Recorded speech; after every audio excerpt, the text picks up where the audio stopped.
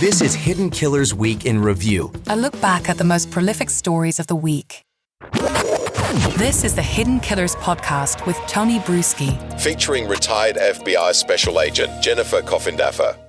A $1 million payday. Not a bad thing if you think about it. When someone comes to you and says, hey, $1 million, we just need to follow you around with this camera crew for a little while and tell your story, right? Nothing wrong with that, of course, unless you're being followed around because your husband is accused of being the Long Island serial killer and you are still with him and he needs money for a defense. And that little gap there that you're receiving the money and he's not makes it a little questionable as to where that money will all ultimately go, as you have victims on the sidelines and victims' families just looking for answers and looking for justice for those who have been taken from us far too young. Joining me to discuss, Jennifer Coffindaffer, retired FBI Special Agent.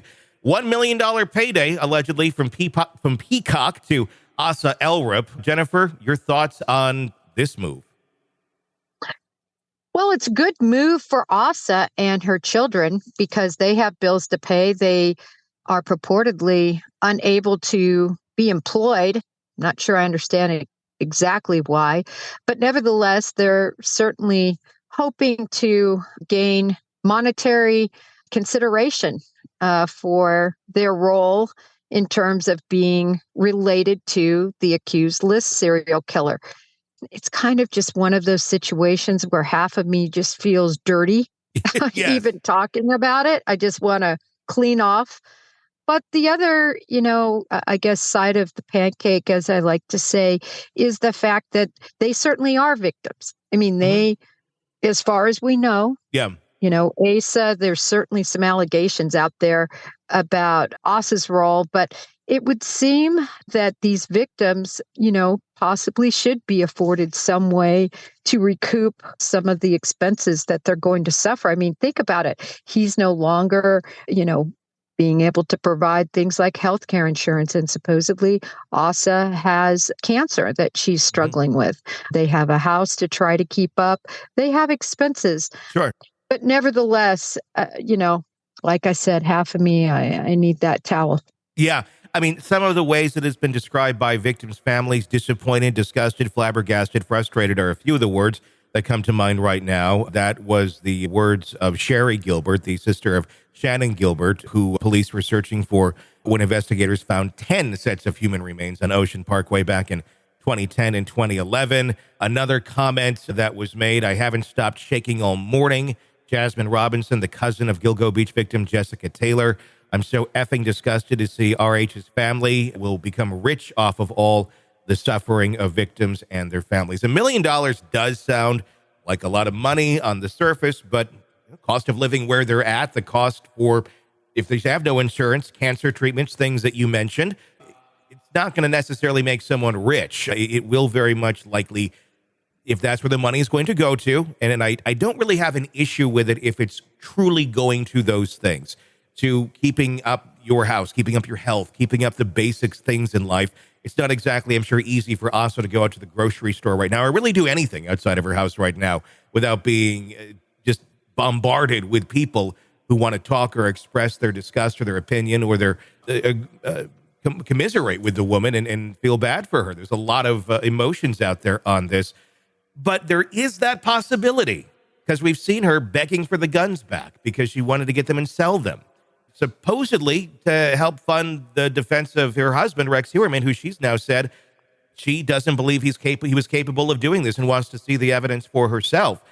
What if this does go to fund his own defense? Is there anything there that can stop that type of a flow of money? Well, there is, and that is the issue that I see. If she is still legally married, I understand she's in divorce proceedings, but if she's still legally married, really, this income could be considered joint funds, jointly owned by both of them since they're still married. I would love to see the legalese that was put into the contract with Peacock to make sure that Rex Heuermann was kept out of that in terms of profiting. But because they're related, because they're married, I just can't imagine that it couldn't be diverted in some way if that is truly the purpose. Again, recall now all of a sudden she's going to hearings. Now all of a sudden she's making visits. This has been a really a 180 change Yeah. in terms of her actions toward Rex. And that certainly isn't going unnoticed by anyone. When it comes to an investigation standpoint into her, which, as we know, as of right now, she has been cleared. That doesn't mean you are forever cleared. That could come back and change really at any moment in time. What sort of pitfalls does this present? Let's say she does know more. And again, I'm just speculating here, not saying she does, but she's not going to have her attorney with her 24 hours a day on this, or when the cameras are rolling every single second. It seems that, I don't know, it would be rather easy to slip up or say something or allude to something that maybe she's, I don't know, denied in the past or not even spoken of in the past. Whether it makes it to the actual documentary is another thing. Could an investigators at some point, are they salivating at this thinking, yeah, you go to your documentary, we're going to subpoena every single second you filmed to do a closer and more thorough look into her? That could be a pot of gold, if you will. Well, authorities certainly should do that. But recall, the head of this task force is now gone. Mm-hmm. And as we've talked about, Tony, that's a big deal whenever the leader is removed, and just all the dynamics that could affect in terms of the investigation. And it's at a critical time because there have been very recent allegations, that Asa was involved more than peripherally and that she knew. And I'm not saying that any of that is accurate, but it's certainly being investigated. And if she opens herself up to all this filming, who knows what nugget might drop out.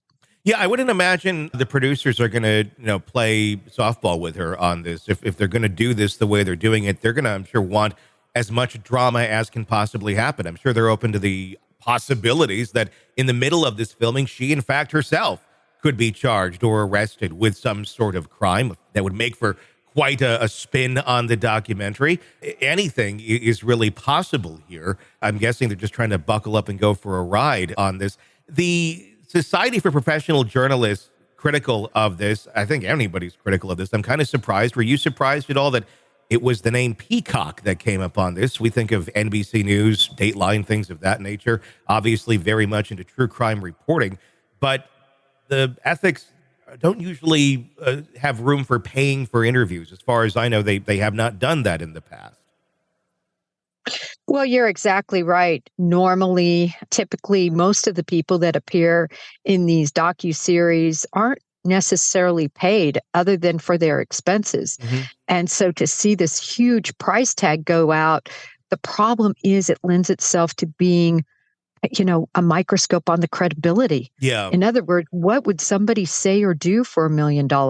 We've already seen she's changed her approach to the case completely. Mm-hmm. So it's concerning. Yeah, I mean, that's the thing. When you have that big price tag out there and you have producers prodding, going, maybe do a little more of this, maybe do a little more of that, you get inauthentic at a certain point, and then you just get flat out, false. It's not the person who's really actually there. Going to be very interesting to watch this and see what other turns this takes as the proceedings continue with Rex Heuermann, and seemingly the latest star of the show for quite some time. We're talking far more about Asa than him as of late. Sick of the ads? We are too. Start listening with no commercials now and get access to all of our episodes in advance of everyone else. Become a True Crime Today Premium Plus subscriber on Apple Podcasts. Search True Crime Today Premium Plus on Apple Podcasts or go to our podcast page and sign up now. True Crime Today Premium Plus. Sign up now.